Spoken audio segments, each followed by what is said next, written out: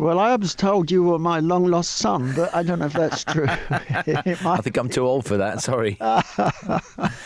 Tell us a bit about the early days for you and how you got started. I mentioned Unit 4+2, but where was your first influence in music from? My mother was a dancer, my dad was a drummer and a pianist, so I was surrounded. My uncles all played trumpets and piano and stuff. So I was surrounded by it, Martin, from the word go. I remember my earliest recollection of music was Moonlight Sonata by Beethoven. And that was, I always found that incredibly moving. My mother used to play records all the time, these big 78 records, and then I was sent to piano lessons, then I wanted the guitar, then I went to guitar lessons, so I playing all the time, from when I was a kid. I turned professional at 16 with Adam Faith and the Roulettes, so I was with Adam Faith for 3 years. Then we became very big friends and started to produce stuff together, Leo Sayer, and I produced Roger Daltrey, did the first Roger Daltrey album with him, funnily enough. I've done it all my life. And when did you start writing? I was writing from the moment I got a guitar. The Shadows were the biggest thing when I was writing, when I was playing the guitar. And but I was listening to people like Scotty Moore, James Burton, Ricky Nelson's guitar player. There's Cliff Gallup, Gene Vincent. They played the best guitar solos, so I used to listen to those things and learn those. And then late 60s, I mentioned Unit 4+2, and that was before... that was before Argent came along. Yeah, I was with Unit 4+2, played on Concrete and Clay. I played the guitar, the acoustic guitar solo on Concrete and Clay, but they were friends of mine. They were just called Unit 4 initially, made a couple of records as the Unit 4, and then when Bob Henrik played the drums on their Concrete and Clay and I played guitar, we were the +2. But we were in the Roulettes, actually, funnily enough, at that time. But Bob and I joined them later in '68. We joined them for 6 months, and then we went into Argent. Yeah, a lot of bands back in the 60s never actually existed as bands. A lot of them were session musicians who came together in the studio and made singles, and that was how it was at the time, isn't it? Yeah, exactly, yeah. Bands, it was always better to have a band because you could always tell, I think you could always tell when it was session musicians. Now, I was a big fan of Argent and Rod Argent's solo career later on. Yeah, Keith Airy was in the band as well. It was an incredible band and I think very underrated. I don't know about you. No, I think so. Yeah, the band was a very good band.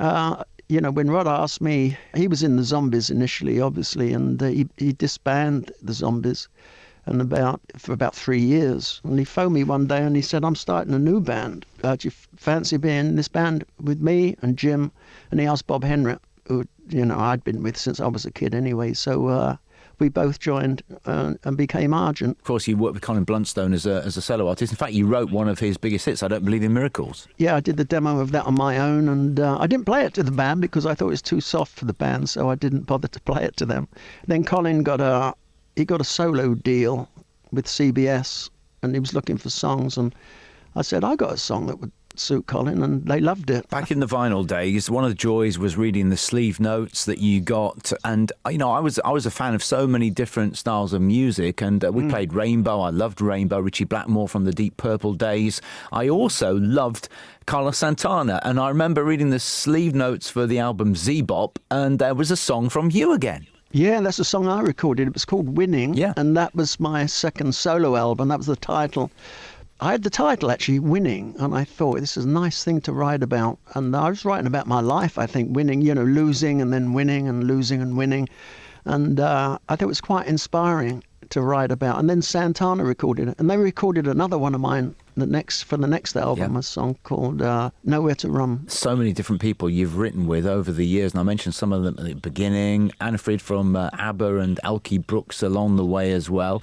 Were you going into the studio and doing your own stuff while you were writing for others? Is that how it worked? Yeah, well, I was always in the studio. Even before I had a studio myself, I had a very good friend, whose father owned a commercial studio, and I used to get downtime in there. So when I started to get publishing deals with real publishers in London and stuff, they were giving me deals, and they would allow me to go and make 24-track demos. I'm probably the first one in the country to make 24-track demos. Most producers were listening to songs, just guitar and voice, piano and voice, and I was making these 24-track. I made So You Win Again as a 24-track demo, and I used to have marimbas and everything, you know, and it was brilliant. I'd get an amplifier that I liked, I'd get a guitar that I liked, and just rent them, and for the day I'd get vibes and everything, vibraphones and everything. You mentioned, going over to the States and doing stuff over there. You started to make a name for yourself over there in any case, but there was one hit that Argent had, which was then covered by Kiss.